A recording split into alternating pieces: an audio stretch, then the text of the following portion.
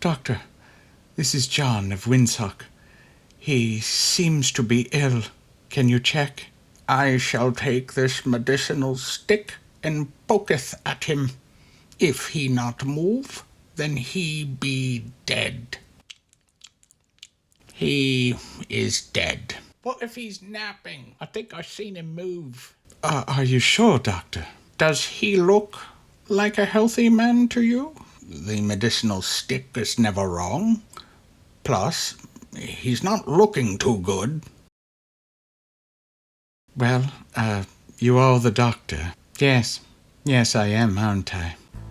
The Plague Doctor, one of the most iconic and recognizable historical figures. Plague doctors, as we know them, were a product of the 1665 plague outbreak. They have since become synonymous with the Black Plague.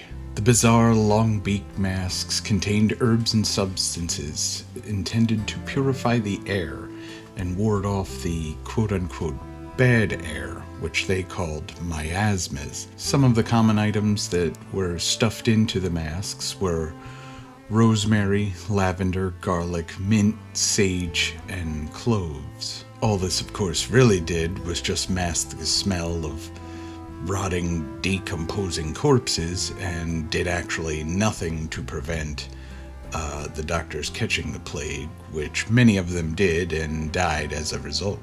The usual cures that they came up with for the plague consisted of bloodletting leeches, praying, incense and fumigation, burning herbs and resins to purify the air. But that's not what this video is about. I want to talk about the more interesting cures.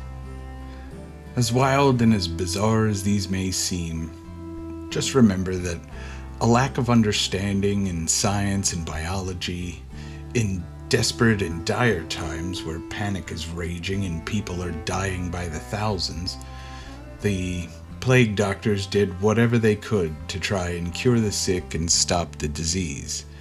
And much as we may laugh at them now, just remember that in a couple of 100 years from now, those future scientists and doctors will be laughing at us. And trust me, they will be laughing at us. The Vicary Method.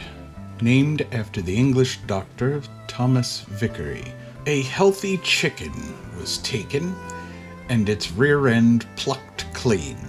This bare part of the live chicken was then applied to the swollen nodes of the sick person, and the chicken was strapped in place. When the chicken showed signs of illness, it was thought to be drawing the disease from the person. It was then removed, washed, and strapped back on, and this continued until the chicken or the patient died. Another attempt at a cure was to find and kill a snake, chop it into pieces, and rub the various parts over the swollen buboes. The snake, synonymous in Europe with Satan, was thought to draw the disease out of the body, as evil would be drawn to evil. Another remedy was eating or drinking a small quantity of crushed emeralds. The doctor would grind the emeralds with a mortar and pestle and mix it with water. Those who could not afford to consume emeralds, as this was a very expensive cure, instead drank arsenic or mercury, which, well, let's just say it didn't work out very well. In fact, it probably killed them faster than the plague.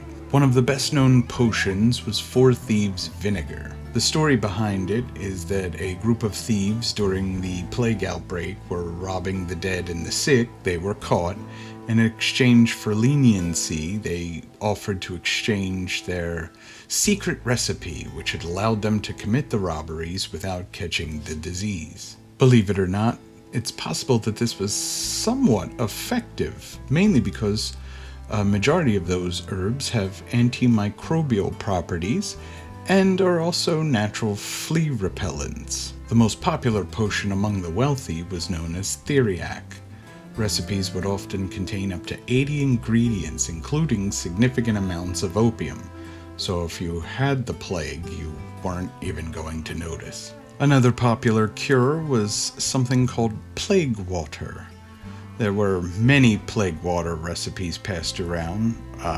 Many of them varied greatly, and some of them were filled with truly bizarre ingredients, including human remains. Several of those ingredients can be highly toxic in the wrong amounts, so good luck with all of that. Mummy powder. Actually preserved remains or substances attributed to ancient mummies, believing that it had healing powers. There were also gold or silver powders. These precious metals were sometimes ground into a powder and ingested, as they were thought to have purifying and healing properties.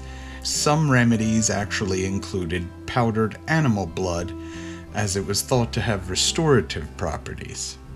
Some of the other cures included animal sacrifices, vinegar-soaked rags. A common practice was to soak rags in vinegar and place them around the house.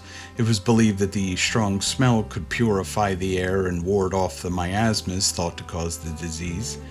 And, of course, astrology. Some physicians used astrology to determine the best times for treatments, believing that the alignment of the stars influenced health. This practice was common in medieval medicine, not just along with the plague.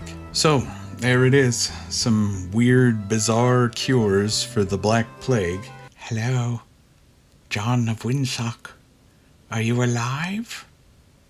Bull! Yeah, no, dead. Definitely dead.